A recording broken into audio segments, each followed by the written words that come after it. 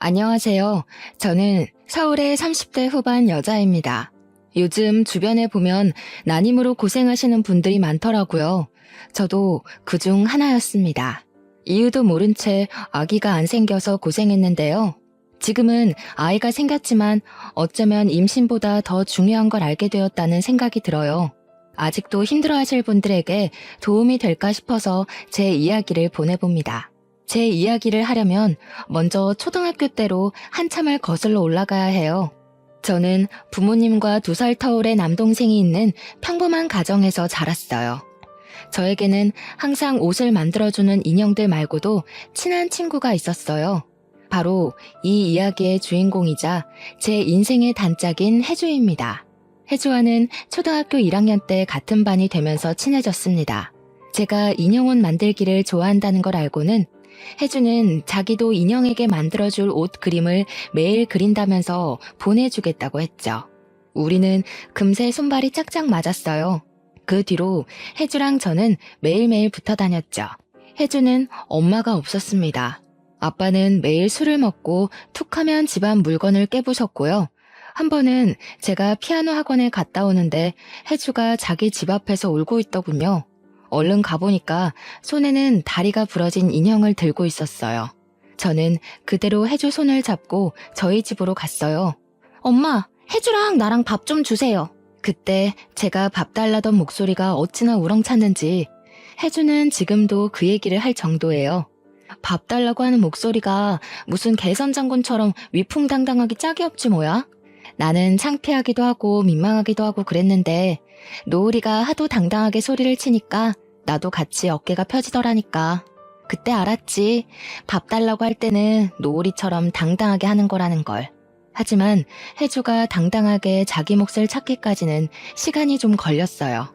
저는 혜주를 그 애가 겪어야 했던 삶이 어떤 건지를 알기엔 어렸죠. 혜준의 아빠는 하루가 멀다 하고 술을 먹고 들어와 집안을 난장판을 만들었고 혜주 얼굴이나 팔에 상처가 생기는 날이 많았습니다. 그때마다 저는 혜주를 집으로 데려갔습니다. 저희 집에서 같이 밥을 먹고 숙제도 같이 하고 아예 잠도 자고 가곤 했죠. 부모님은 혜준의 사정이 딱하다는 걸 알고 언제든지 집에 와도 좋다고 말씀해 주셨습니다. 지금이라면 혜준의 아빠를 아동학대로 경찰에 신고하고 혜주를 보호시설 같은 데 맡겼을 텐데 그때는 남의 집 일에 끼어드는 게 맞지 않는 일로 여겨져서 부모님도 그러지를 못했다고 해요. 어차피 혜주는 계속 아빠랑 살아야 할 텐데 괜히 신고했다가 혜주한테 더 해가 갈지도 모르고 혜준의 아빠랑 동네에서 얼굴을 마주치는데 해코지 당할까봐 무섭기도 했고요. 그래도 부모님은 저랑 동생을 놀이동산에 데려갈 때 혜주도 같이 데려가 주셨어요. 혜주랑 제 동생이랑 저랑 셋이서 미키마우스 머리띠를 하고 입가에 아이스크림을 잔뜩 묻힌 채로 찍힌 사진을 보면 지금도 웃음이 나온답니다. 중학교 올라갈 때까지도 저희는 친한 친구로 지냈어요. 그런데 중학교 2학년이 되면서부터 혜주에게는 담배를 피우는 친구들이 생겼죠. 집이 안식처가 되지 못하는 혜주에게는 그 애들처럼 자기 마음을 알아주는 친구가 없었겠죠. 그리고 중학교 3학년 때 매일 술만 먹던 혜준의 아빠가 돌아가셨어요. 혜준은 장례식장에 덩그러니 혼자 앉아 있었어요. 저는 그런 혜주 손을 잡고 울었어요. 한편으론 다행이란 생각도 들었습니다. 그렇게 혜주는 할머니랑 살게 되었어요. 고등학교는 달랐지만 그래도 혜주랑 저는 연락을 자주 하면서 지냈어요. 열심히 공부해서 취직할 거라고 마음을 잡는가 싶더니 어느 날 혜주에게 남자친구가 생겼어요. 혜주는 점점 더 남자친구에게 몰두하더군요. 결국 혜주는 고2 때 임신을 했습니다. 혜주가 임신했다는 걸 저는 나중에 알게 됐어요. 혜주가 임신해서 학교를 그만둔다는 소식을 다른 사람을 통해 들었을 때는 기분이 묘했죠. 혜주는 결국 남자친구와 결혼했지만 결혼식은 생략한 채 혼인신고만 한 채로 살고 있었어요. 둘 다 학생이니 시댁에 들어가 살았죠. 그렇게 혜주는 어린 나이에 엄마가 되었습니다. 가끔 연락을 하면 혜주는 시부모님과의 갈등으로 힘들어하곤 했어요. 우리 시어머니는 나를 왜 그렇게 미워하는지 몰라. 내가 무슨 자기 아들 앞길을 막아? 밤새 아기 데리고 애쓰다가 겨우 잠들면 아침부터 들이닥쳐서 방골이 이게 뭐냐, 젖병 소독도 안 하고 엄마 맞냐 이러면서 난리를 친다니까. 아, 진짜 내가 이 집에서 살다간 내 명예 못 살지. 시어머니가 자기더러 아들 앞길 막은 년이라면서 사사건건 간섭을 한다는 거였어요. 우리 시어머니 또 아침부터 들이닥쳐서 난리쳤어. 안 그래도 힘들어 죽겠는데. 진짜 하루라도 마음 편히 자고 마음 편히 밥 좀 먹었으면 소원이 없겠다. 애 가지고 결혼한 게 죄다 죄. 어제는 또 우리 남편이 뭐라 그러는지 알아? 나더러 관리 좀 하란다. 참, 내가 누구 때문에 이러고 사는데. 아, 그랬구나. 혜주야, 근데 미안한데 내가 지금 동아리 모임이 있어서 가봐야 할 것 같아. 오늘 선배들이랑 다 같이 만나는 날이거든. 아이고, 뭐 이렇게 바쁜지 모르겠네. 아, 선배님 안녕하세요. 저도 지금 가보려고요. 힘든 마음을 털어놓을 대상이 없던 혜주는 저한테 종종 연락을 했지만 MT의 동아리 활동 등으로 바빴던 저는 혜주의 이야기를 들어주지 못했어요. 고부 갈등이란 게 새내기 대학생이었던 저한테는 너무 아득한 일이었죠. 노우라, 나 왜 이렇게 가슴이 답답한지 모르겠어. 숨이 잘 안 쉬어져. 밤늦게 미안한데 이런 말할 사람이 너밖에 없어. 술 마셔도 속에 뭐가 얹혀있는 것 같고. 저기 혜주야, 진짜 미안한데 내가 지금 내일 시험이랑 발표가 있어가지고 너무 바쁘거든. 오늘 밤 꼬박 세워야 해서 나중에 통화하면 안 될까? 아니 내가 이번 주 지나고 전화할게.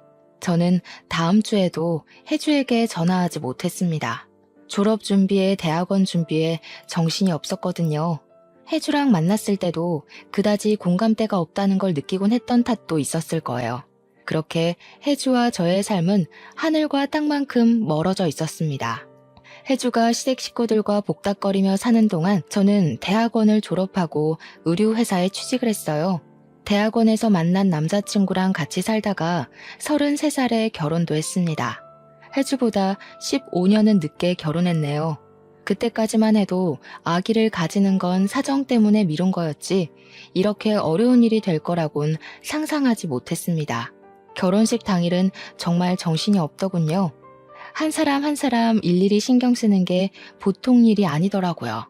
혜주는 금방 사라져버렸어요. 신부 대기실에 온 혜주를 보고 반갑게 인사를 했지만 다른 손님이 와서 인사하는 사이에 혜주가 사라져 대화도 제대로 못 나눴죠. 결혼식이 끝나고 한숨 돌리게 되어서야 혜주 생각이 났습니다. 혜주한테 신경을 못 써준 게 미안하단 생각이 그제야 들었습니다. 그렇게 생각하고도 제 삶이 바빠서 연락도 못하고 지내고 있었는데 얼마 후 혜준의 할머니가 돌아가셨다는 소식을 들었어요. 저는 부랴부랴 일을 마치고 장례식장으로 갔죠. 싸늘한 기운까지 도는 장례식장에 혜준은 또 혼자 앉아있더군요. 눈물 자국이 말라버린 얼굴은 반쪽이 되어 있었고요. 할머니가 계속 전화하셨는데 내가 못 받았어. 그냥 사는 게 너무 힘들어서.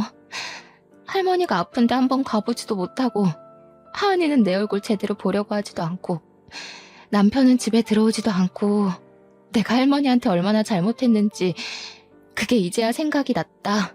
노우라, 나 어떡하니? 저는 그 자리에서 혜주를 끌어안고 같이 울었습니다. 그날 장례식장에서 혜주랑 밤을 새우며 이런저런 얘기를 나눴어요. 얘기를 들어보니 상황이 더 안 좋더군요. 혜주 딸 하은이는 스트레스 때문인지 어릴 때부터 실어증이 있었는데 여러모로 치료를 받아봤지만 잘 고치지 못했다고 했어요. 혜주는 하은이가 그렇게 된 게 자기가 너무 모자라서 시어머니랑 남편이랑 다투고 애한테 화도 많이 내서 그런 것 같다면서 울었죠. 그리고 설상가상으로 혜주 남편은 1년 전부터 집에 잘 들어오지도 않는다고 했습니다. 핸드폰에 그 여자랑 다정하게 톡 주고받은 게 그대로 있더라고. 내가 얼마나 만만한지 내 눈치를 보지도 않는 거야.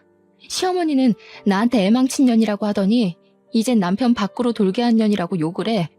뭐가 어디서부터 잘못된 건지 이젠 뭘 해도 흥미도 안 생기고 사람들 만나는 것도 싫고 다 귀찮게 느껴져.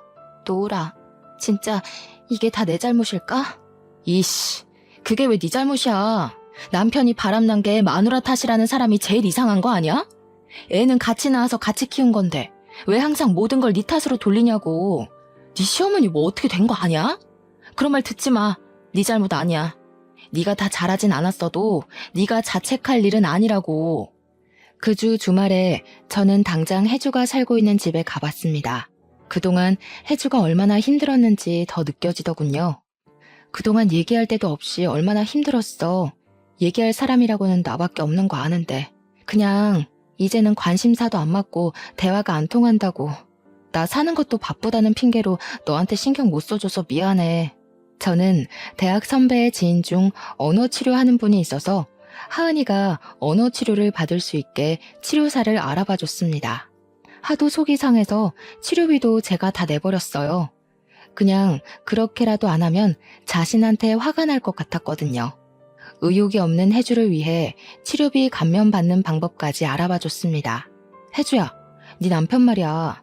아무리 생각해도 헤어지는 게 나을 것 같아. 너한테 손까지 댔다며. 그런 아빠 있어봤자 하은이한테도 도움이 안 될 거야. 이혼하면 혼자가 된다고 너는 자꾸 그러지만 그 사람 이제 네 옆에 있는 사람 아니야. 그리고 네가 왜 혼자야? 너한테는 하은이가 있고 나도 있는데. 저는 남편과 헤어지라는 말을 어렵게 꺼냈죠. 혜주는 남편과 시댁을 그렇게 욕하면서도 이혼하면 죽는 것처럼 생각했거든요. 제 말을 들은 혜주는 제 앞에서 한참을 울었습니다. 그러고는 알겠다고 고개를 끄덕이더군요. 바람난 혜주 남편은 옳다구나 하고 헤어져 주겠다고 하더군요. 그런데 혜주가 배우자 귀책으로 소송을 걸자 혜주는 또 못살게 굴었습니다. 소송 취하를 안 하면 혜주랑 하은이를 가만 안 두겠다나요? 위자료 줄 돈이 없으니 배째라고도 했다는 겁니다. 그 사람 화나면 나한테 손찌검까지 했는데 그러다가 하은이한테까지 해코지하면 어쩌지? 아빠한테 괴롭힘 당하는 거 하은이에게는 절대로 겪게 하고 싶지 않은데. 나 너무 무서워, 노우라. 그냥 이혼하지 말고 사는 게 낫지 않을까? 하은이한테 어떻게 설명해야 할지도 모르겠고 거기서 더 상처받으면 어떡해? 이혼 안 한다고 해결되는 문제가 아닌 것 같아, 혜주야. 아이 가지고 협박까지 하는 사람인데 그런 사람 아빠라고 있어봤자 애한테 좋을 거 하나도 없지 않을까? 지금까지 괴롭힘 당한 걸로 충분한데 또 버틴다고? 하은이가 정말 그런 걸 원할까? 하은이의 치료는 더디게 진행됐습니다. 이혼 소송을 하면서도 혜주는 딸에 대한 죄책감에서 벗어나질 못했어요. 아이한테 상처만 준다면서 대낮부터 술을 마시며 눈물을 흘리기 일쑤였어요. 오죽하면 하은이 엄마 술 좀 그만 마시게 말려달라고 저한테 문자를 보냈을까요? 혜주를 생각하면 마음이 안 됐지만 저는 팩트 공격을 날려야 했습니다. 언제까지 자책만 할 거야? 네가 그럴수록 하은이한테 독이 된다는 거 몰라? 아직 젊은데 갈 데 없다고 한탄만 하지 말고 너 스스로 일어날 방법을 찾아야지. 너 자신을 위해서 노력하란 말이야. 아이 망쳤다고 자책만 하면서 정작 네 인생은 그렇게 방치해둘 거냐고. 네가 일어나야 하은이도 일어나는 거잖아. 내가 뭘 할 수 있겠어. 내가 할 줄 아는 게 뭐가 있다고. 나 공부 안 한 지 몇십 년이나 됐고 머리도 다 굳고 살도 찌고. 혜주, 너 꿈이 있었잖아. 미래를 꿈꿀 때가 있었잖아. 우리 아직도 젊어. 살찐 거랑 공부하는 거랑 무슨 상관이야? 우리 이제 34인데 여기서 인생 종칠 거야? 지금도 늦지 않았어. 하은이를 위해서라도 힘내야지. 잔말 말고 내일부터 검정고시 학원 다녀. 너는 내 입장을 모르니까 그렇게 쉽게 말하지. 네가 한 번이라도 나처럼 살아봤어?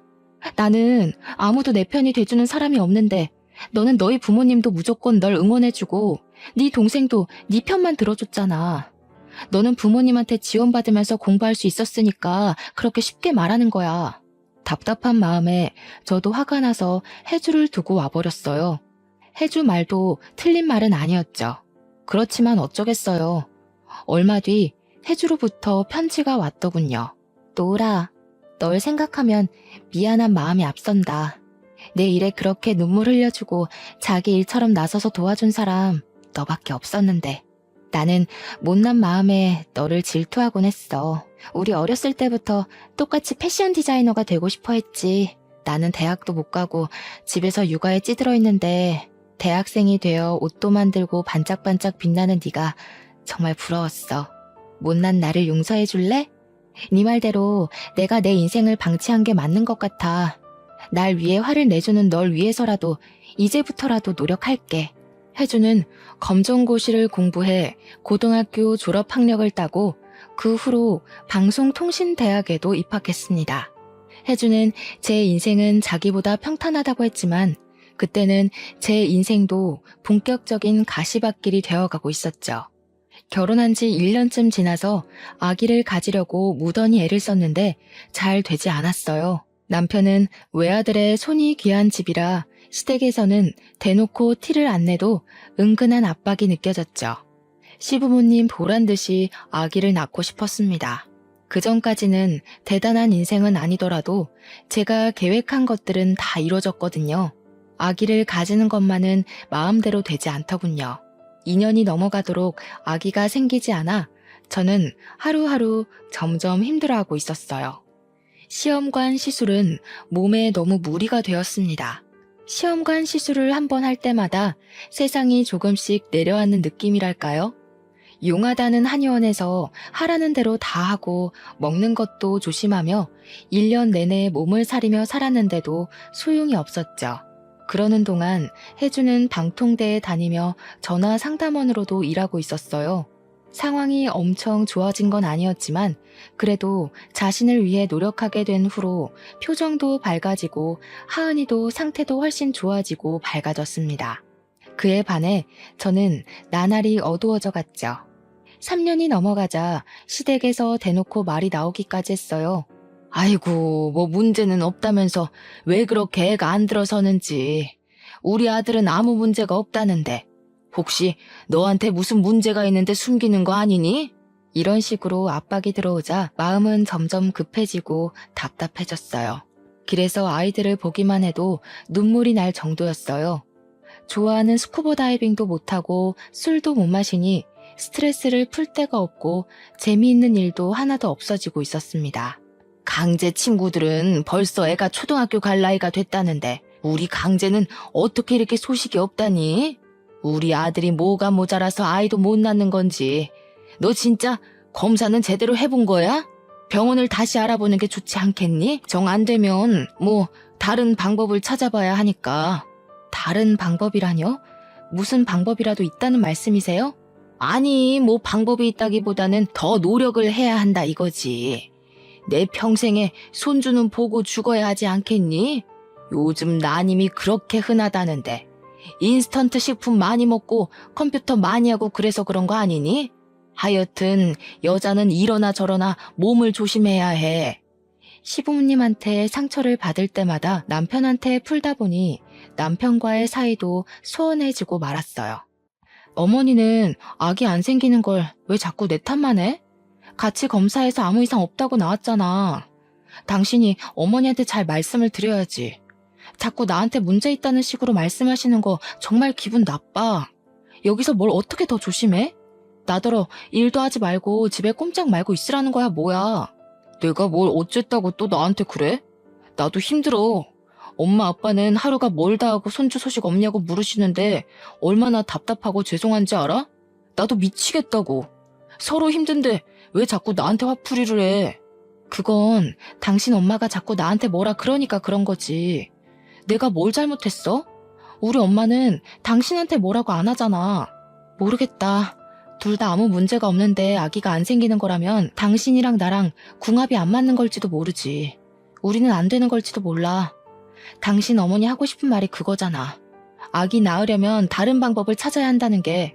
무슨 말이 그래? 우리 엄마가 언제 그런 말을 했어? 당신이 베베 꼬아서 생각하는 거잖아. 없는 말을 만들어내서 나를 공격하면 내가 뭐라고 해? 우리 엄마도 답답하니까 그러는 거잖아. 그냥 놓친네 하는 말이다 하고 넘기면 안 돼? 자꾸 이러면 나도 힘들어. 남편도 저를 위로해줄 힘이 없었죠. 우리 부부는 그렇게 소진되어 가고 있었습니다. 제가 힘들어하는 걸 안 해주는 저에게 놀러 가자고 말하기도 하고 맛있는 걸 사들고 집에 찾아오기도 했어요. 하지만 저의 슬픔은 쉽게 나아지지 않았어요. 혜주가 놀러 가자고 해도 시큰둥하고 그렇게 좋아하던 옷에도 흥미를 잃어갈 정도였죠. 제가 피폐해지는 걸 보고만 있을 수 없었던 혜주는 결국 한마디 하더군요. 야, 강놀. 너는 나더러 애 때문에 한탄만 하고 있지 말라 그러더니 네가 그러면 어떡하냐? 아기 없으면 네 인생 끝나는 거야? 왜 임신하는 데만 목을 메고 사냐고. 나한테는 내 인생 살라고 뭐라 그러더니 예전엔 네가 얼마나 씩씩했는데 아기 안 생겼다고 이렇게 넋놓고 있으면 어떡해? 얼마 뒤에 혜주는 제가 어릴 때 만들어서 선물했던 인형 옷을 가져와서 편지와 함께 놓고 갔습니다. 노으라, 저번에 내가 화내서 미안해. 네 마음이 얼마나 힘들지 내가 어떻게 알겠니? 나는 기대하지도 않은 아이 키우느라 그렇게 고생했는데 너는 꿈에도 바라는 아기가 안 생겨서 고생이니 이 무슨 신의 장난인지 모르겠다. 어릴 때 네가 이 인형 옷 줬을 때 정말 행복했었지. 그때는 너랑 나랑 같이 뭐든 할 수 있을 것 같았는데 나이 들수록 현실은 그렇지 못하다는 걸 알게 됐지. 그래도 네가 내 곁에 있다는 것만으로도 나는 행복한 사람이란 걸 알았어. 너는 네가 디자이너라기보다 회사의 노예라고 말하곤 하지만 그래도 늘 꿈을 향해 착실하게 달려가는 네가 부러웠고 자랑스러웠어. 너는 너 자신만으로도 너무나 소중하고 값진 사람이야. 아기가 없다는 이유로 그런 너를 잃지 않았으면 하는 마음에 나도 모르게 화를 냈어. 미안하다. 혜주가 주고 간 인형 옷을 만지작거리면서 저는 많이 울었어요. 아기한테 제 손으로 옷을 만들어주고 싶었는데 하지만 혜주 말이 다 맞는다는 걸 인정할 수밖에 없었죠. 그 후 저는 내가 어떤 삶을 살고 싶었는지 다시 생각해 보았습니다. 아기의 정신이 팔려서 생각지 못했던 제가 하고 싶었던 것들이 생각나더군요. 저는 평소에 생각했던 디자인들을 그리기 시작했어요. 어쩌다가 그걸 쇼핑몰을 하던 선배에게 보여줬더니 선배가 바로 자기 쇼핑몰에서 팔아보면 어떻겠냐고 하지 않겠어요? 선배네 쇼핑몰은 떼어다 파는 옷도 팔았지만 선배가 직접 디자인해서 제작한 옷도 팔고 있었거든요. 그렇게 제작부터 판매까지 순식간에 해치웠고 선배네 쇼핑몰뿐만 아니라 제 SNS를 통해서도 주문 제작으로 판매를 시작했습니다. 생각했던 것보다 반응이 훨씬 좋았어요. 주문 제작으로 들어오는 물량이 많아서 회사를 그만둬야 하나 고민해야 할 정도였죠. 무엇보다 제가 성취감을 느끼고 저 자신에 대해 긍정적인 느낌을 받게 되었다는 것이 중요한 일이었어요. 혜주도 방통대를 졸업하고 쇼핑몰을 열었습니다. 혜주가 아이를 키우면서 느꼈던 점들을 반영해 아기 엄마에게 필요한 것들을 파는 쇼핑몰이었어요. 한창 꿈 많을 나이에 온통 눈앞에는 해결해야 할 문제였던 혜주의 육아 경험이 빛을 발했는지 다행히 장사가 괜찮게 되었죠. 혜주 딸 하은이도 언어치료 효과가 나타나서 처음 보는 사람은 실어증이었다는 걸 모를 정도였죠. 거의 일이 잘 풀리니까 자연히 저와 남편과의 사이도 좋아졌습니다. 제 상태가 좋아지니까 별것도 아닌 걸 가지고 싸웠다는 걸 깨달았고 남편한테 화를 낸 게 미안해지더군요. 제가 미안해하니까 남편은 더 미안해하고 서로 더 조심하고 배려하다 보니 오히려 전보다도 사이가 좋아졌죠. 마음이 편해진 남편이 시부모님에게 잘 얘기했는지 시부모님도 사과를 하더군요. 우리가 너무 욕심을 냈나 보다. 노을이 너도 힘들었을 텐데 네 탓이 아니었는데 일부러 안 낳는 것도 아니었잖니. 나이는 찼는데 아기는 안 들어서니 답답한 마음에 그랬구나. 내가 생각이 짧았다. 아니에요, 어머니. 어머니도 답답하셔서 그러신 거잖아요. 그게 강제가 힘들어하는 걸 보니까 괜히 너를 미워하고 그랬던 것 같아. 그러면 안 되는 건데. 아기도 중요하지만 너희들도 중요하잖니. 정 아기가 안 생기면 입양하는 건 어떠니? 내 친구 아들 부부도 입양했는데 그 아이가 그렇게 이쁠 수 없다고 그러더라고. 사실 입양 생각을 안 해본 건 아니었어요. 몸에는 문제가 없다고 하니 우선 입양을 해서 키우면서 임신은 천천히 시도해보는 것도 괜찮지 않을까도 생각해봤죠. 하지만 입양이라는 게 저희 부부에게나 데려올 아이에게나 쉬운 일이 아니잖아요. 어렵게 입양을 결정했는데 혹시나 갑자기 아이가 생기면 어떻게 감당하나 싶었던 거였죠. 혜주에게 그 얘기를 했더니 혜주가 자기만 믿으라고 큰 소리를 치는 게 아니겠어요? 개집애가 무슨 걱정이 그렇게 많아? 그렇게 걱정만 하다가 대체 애는 언제 키우려 그래? 자고로 애는 얼떨결에 키워야 한단 말 못 들어봤어? 정 안 되면 내가 같이 키워줄 테니까 걱정하지 마. 걱정하지 말고 너 하고 싶은 대로 해. 우리 하은이도 이제 다 나아서 제법 엄마를 도와주는데 노을이 이모 일이라면 걔가 먼저 발벗고 나설걸? 참네. 뭘 믿고 그렇게 큰 소리를 치냐? 네가 내 아기를 어떻게 같이 키워줘. 말은 고마운데 혜주야. 아무리 그래도 그건 너무 같다. 얘 봐라. 왜 못 키워줘? 야, 솔직히 말해서 네 나이에 애 키우는 게 쉬운 건 아니잖아. 입양 아니더라도 애 낳으면 내가 도와주려고 했어. 이래봬도 난 경험자잖아. 애 키우는데 경험이 얼마나 중요한데? 네가 나보다 공부는 더 했는지 몰라도 애 키우는 건 내가 한 수이라 이거야. 누굴 닮아서 그렇게 큰 소리를 치나 했는데 아니나 다를까 혜주는 얼마 뒤 저희 집 바로 근처로 이사를 오지 않았겠어요? 어떻게 여기로 이사 올 생각을 했어? 진짜 아기 키워주려고 이사까지 온 거야? 하은이 학교는 어쩌고? 이사할 때가 됐으니까 겸사겸사 온 거지. 하은이도 이제 놀리는 애들 없는 데서 새로 시작하는 게 어떠냐고 했더니 좋다고 했어. 하은이도 나도 마음 잡고 한번 새롭게 살아보자 이거지. 우리 사무실하고도 가깝고 잘 됐지 뭐. 혜주가 그렇게까지 응원해주는데 더 망설일 수는 없었어요. 등 떠밀리는 꼴이었지만 기분이 나쁘지는 않았답니다.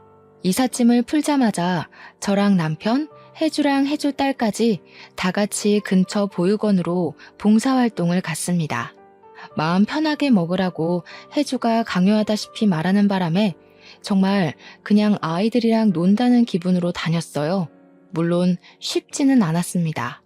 마음의 상처들을 꼭 붙들고 있는 아이들이었으니까요. 우리를 받아들이는가 싶다가도 밀어내는 아이들을 보며 힘들기도 많이 힘들었지만 참 많은 걸 느꼈어요. 그래도 혜주가 방통대를 다니며 청소년 상담 공부를 한 덕을 톡톡히 봤습니다. 노을아, 왜 그러고 쭈그리고 앉아있어? 뭐 힘든 일 있어? 애들이 말을 안 들어서 그래? 애들은 원래 말을 안 듣는 거야. 너무 상심하지 마. 아, 그런 거였냐? 내가 몰랐네. 그냥 애들이 마음을 안 열어주는 걸 보는 게 매번 힘들기는 해. 나는 내 가정 하나 못 만들면서 저 애들한테 손을 내밀 처지가 되는지, 그럴 자격이 되는 건지 그런 생각도 들고. 아이고, 그래가지고 아기 낳으면 어떡하려고? 이러니까 내가 얘를 혼자 둘 수가 있나? 무자식 상팔자라는 말이 괜히 있는 줄 알아? 애들은 원래 속썩이고 힘들게 하는 거라고. 쟤네들은 네 자식이 아니니까 저 정도지 네 자식이면 더 할걸? 그렇게 생각하고 마음 굳게 먹는 게 좋을 거다. 야, 강혜주, 너 어른이구나? 언제 이렇게 컸대? 기특한 녀석 같으니라고. 그러게, 네 말이 맞다. 쉬울 리가 없는데. 그치? 사랑은 주는 것도 받는 것도 참 쉽지 않은 것 같아. 정말 그런 걸 이 나이 되어서야 알게 됐네. 그래, 이 애기도 못 키워본 애송아. 애기 낳으면 내가 시행착오를 줄이도록 가르침을 줄 테니까 딱 기다려. 아니다. 너무 기다리면 안 되지. 기다리지는 말고 기대만 해, 기대만. 보육원에 다니다 보니 세상에는 도움이 필요한 사람이 많다는 것이 눈에 들어왔어요. 혜주 딸 하은이도 자기 도움이 필요한 아이들을 돌봐주면서 오히려 자기가 마음의 치유를 받는다는 걸 느낄 수 있었어요. 아무리 마음을 편하게 먹는다 해도 아이를 입양하려고 보육원 봉사를 하게 된 거였지만 저희는 특이하게도 어린 아이나 아가들보다는 좀 나이가 있는 이제는 입양 가능성이 거의 없는 아이들에게 마음이 갔어요. 그 아이들을 보고 있자면 그 나이대의 혜주가 떠올랐습니다. 질풍노도의 시기를 겪고 있는 10대 아이들은 누군가의 절대적인 지지와 사랑이 필요하죠. 아이들의 이야기를 들어주고 같이 나들이도 나가며 아이들과 조금씩 가까워졌어요. 어린 시절 어려운 형편에도 동생과 저 그리고 혜주까지 전시회며 박물관에 데려가 주신 엄마 아빠의 정성도 생각이 나더군요. 아이들을 다 책임질 수 있는 게 아니기 때문에 너무 급하게 가까워지지는 않으려고 했습니다. 아이들과 함께 시간을 보내는 것만으로도 위안이 되었어요. 봉사 아닌 봉사를 하며 아이를 키운다는 것에 대해 생각할 기회도 가졌습니다. 아이는 잘 키우려고 낳는 게 아니라 사랑하려고 낳는 거라는 말이 있더라고요. 어쩌면 사랑하는 법을 더 배우라고 우리에게 아이가 늦게 오는지도 모르겠다는 생각을 했습니다. 고민 끝에 저희는 한 아이의 부모가 되기보다 보육원 아이들을 널리 아우르는 후견인이 되기로 했습니다. 입양에 대해, 양육에 대해 진지하게 고민해 본 끝에 내린 결론이었죠. 당신 진짜 괜찮겠어? 아무리 그래도 우리 아이 데려오려고 시작한 일인데. 당신 아들 하나 딸 하나 키우고 싶다고 했잖아. 지금이라도 적극적으로 입양 준비하는 게 낫지 않을까? 나는 괜찮아. 노우라, 우리 아기 때문에 얼마나 힘들었니? 그래서 우리가 아기를 왜 가지려고 했는지 생각을 해봤잖아. 너랑 나 닮은 아이를 갖고 싶었던 거고, 아이가 커가는 모습을 보며 기쁨을 느끼고 싶었고, 부모님께도 혈육의 즐거움을 드리고 싶었지. 거기 있는 아이들 다 똑같이 사랑이 필요한 아이들인데 한 아이만 골라 데려온다는 게 도저히 납득이 안 될 것 같아. 그렇지만 어머님 아버님도 아직 기다리시는 눈치던데. 엄마 아빠랑도 얘기해봤어. 우리 얘기 듣더니 두 분도 가끔 와서 봉사하고 싶으시다고. 이러다 두 분이 입양하는 거 아닌가 모르겠다. 우리 마음 급하게 먹지 말고 사랑이 필요한 곳에 사랑을 주는 거라고 생각하자. 인연이 된다면 우리에게 아이가 올 거고 그게 아니라도 행복하잖아. 제 남편이랑 저도 아직 30대 중반이었지만 젊기 때문에 아이들과 더 가까워질 수 있었어요. 저는 주문 제작 받던 옷이 잘 팔려서 결국 회사를 그만두고 저만의 브랜드를 론칭하게 되었어요. 저는 보육원 아이들에게 제가 만든 옷을 하나씩 선물하기 시작했습니다. 아이들의 기뻐하는 얼굴을 보면 제 마음의 방도 조금씩 넓어지는 게 느껴졌어요. 그리고 입양은 정말 우연한 기회로 일어났습니다. 제가 아니라 혜주에게 먼저 일어났어요. 저희가 다니던 보육원 봉사를 하던 도중 알코올 중독 아버지에게 학대받다가 아버지가 돌아가셔서 들어온 5살짜리 여자아이 윤혜가 있었어요. 윤혜는 누구에게도 마음의 문을 열려고 하지 않았습니다. 말도 안 하고 다른 아이들이 노는 걸 겁에 질린 강아지처럼 쳐다보기만 했죠. 그런 윤혜의 마음을 제일 잘 아는 사람이 있었으니 그건 바로 혜주였어요. 혜주랑 윤혜가 같이 있는 모습을 보면 나이 차를 넘어서 꼭 소꿉장난하는 친구 같다는 느낌을 받고는 했어요. 서로의 마음을 가장 잘 이해하고 서로를 치유해주는 그런 친구였죠. 원래 5살 정도 되면 이미 자기의 습관이 생겼기 때문에 입양하는 데까지 엄청난 시간과 노력이 소요되기 마련이거든요. 그런데 혜주랑 윤혜는 마치 원래부터 가족이었던 것처럼 자연스럽게 서로를 받아들였어요. 말수가 많지는 않아도 이제는 할 말은 다 하는 혜주 딸 하은이도 동생이 생기는 걸 아주 반겼죠. 하은아, 동생 생겨서 엄마 뺏길까봐 걱정되고 그러지는 않아? 윤혜가 집에 오면 아무래도 네 엄마가 윤혜한테 신경을 많이 써야 할 텐데 하은이가 섭섭하지 않겠어? 이모도 참, 동생인데 섭섭하긴 뭐가 섭섭해요? 윤혜가 얼마나 귀여운데. 저번에 데려다가 자니까 외롭지도 않고 얼마나 좋았는지 알아요? 우리 집은 항상 허전했는데 윤혜가 오니까 뭔가 따뜻해지는 것 같던걸? 그리고 나도 고등학생인데 동생 질투나 할까봐? 노을이 이모는 동생한테 질투했어? 그러니? 이모는 약간 질투했던 것 같기도 하고.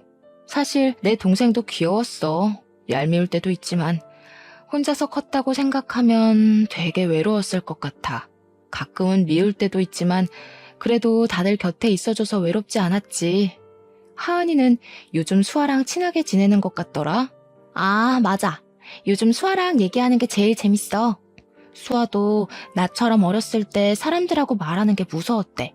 그런데 지금은 말이 너무 많아서 문제라니까. 근데 이모, 수아가 그러는데 노을이 이모가 제일 이쁘대. 노을이 이모는 옷도 잘 만들고 얼굴도 예쁘고 애들이랑도 잘 놀아주는 게 천사 같아서 이모처럼 되고 싶대. 진짜로? 내가 이쁘대? 아 참, 어떻게 알았지? 나의 매력에 너무 빠지면 안 되는데. 어떡하지? 하은아, 수아한테 이모의 매력에 너무 빠지지 말라고 말해줄래? 아, 왜 이래? 하고 싶으면 이모가 직접 하셔. 수아는 하은이랑 동갑인 여자아이였어요.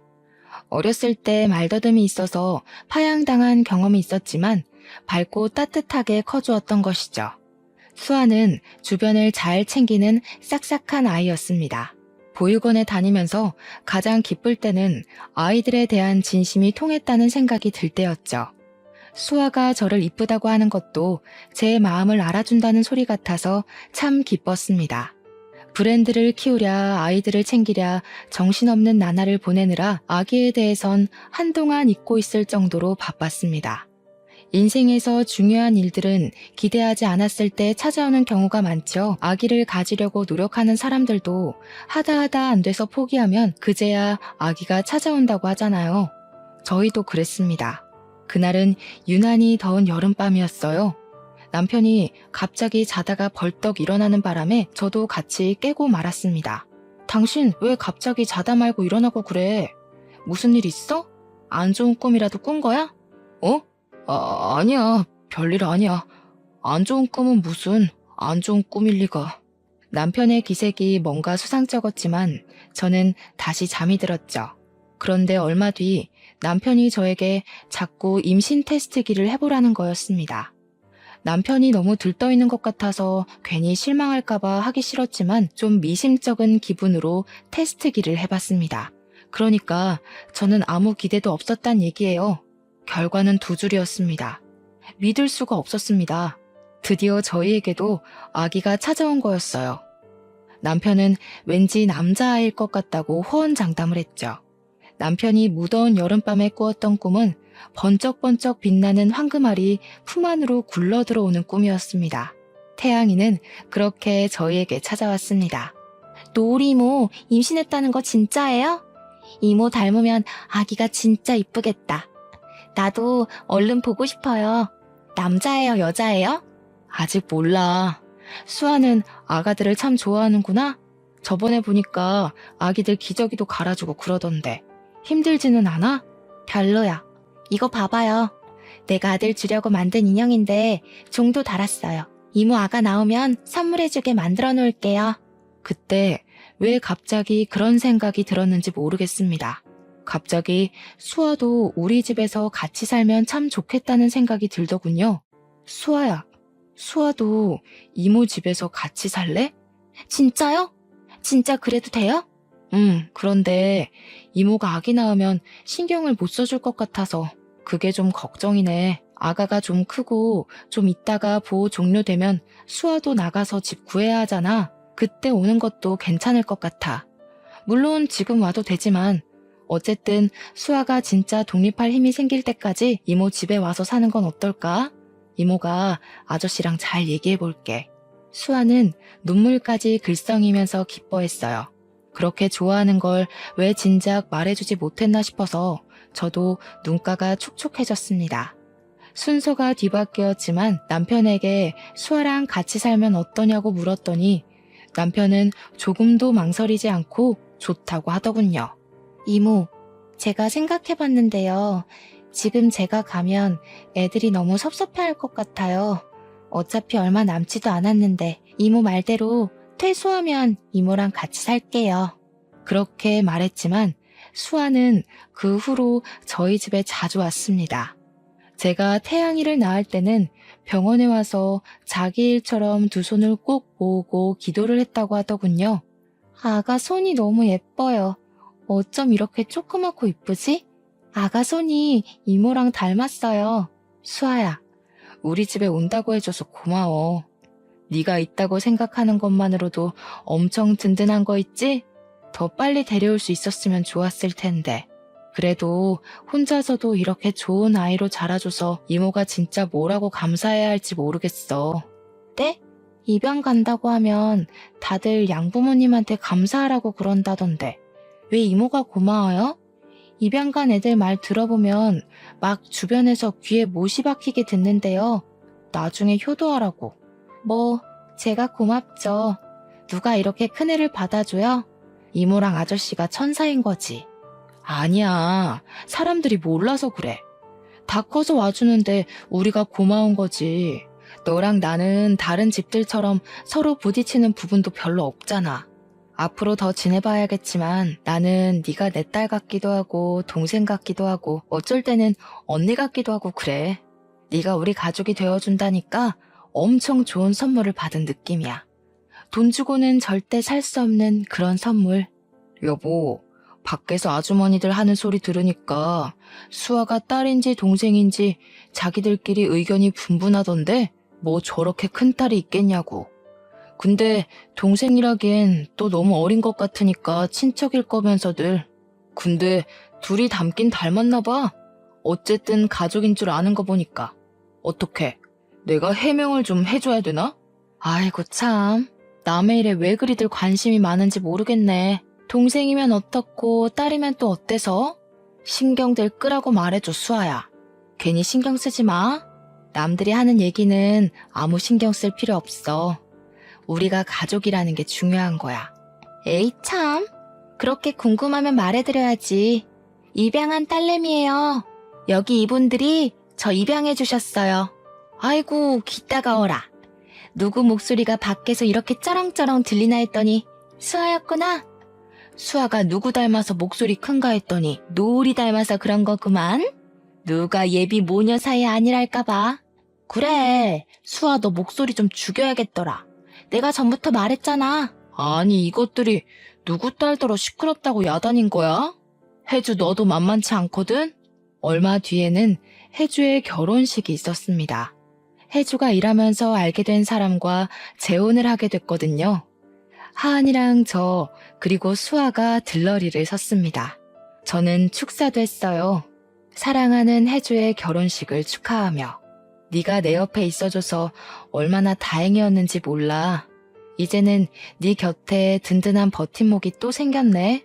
네 덕분에 보육원 봉사를 다니게 됐고 우리는 우리 자신보다 더 귀한 아이들이라는 선물도 받았지. 다 네 덕분이야. 너랑 서로 도우며 일어날 수 있어서 얼마나 감사한지 몰라. 내 인생은 너라는 사람의 세계만큼 넓어지고 밝아졌어. 이제 네 인생의 동반자와 함께 힘든 일들은 훌훌 털어버리고 더 행복해지길 기도할게. 사랑하는 친구 노을이가. 제 이야기는 여기까지입니다. 혜주랑 딸 하은이랑 제 딸 수아는 각각 대학생이 되어서 열심히 공부하고 있습니다. 윤혜랑 태양이도 씩씩하게 자라고 있고요. 주변에 보면 임신이 안 되어서 힘들어하는 분들이 참 많더라고요. 아무래도 아기는 제가 오고 싶을 때 오는 게 아닌가 싶어요. 조금만 힘을 빼고 우리의 사랑이 필요한 곳에 눈을 돌려보는 건 어떨까요? 제 이야기 들어주셔서 감사하고 여러분 모두 추운 겨울을 따뜻하게 이겨내시길 바라보겠습니다.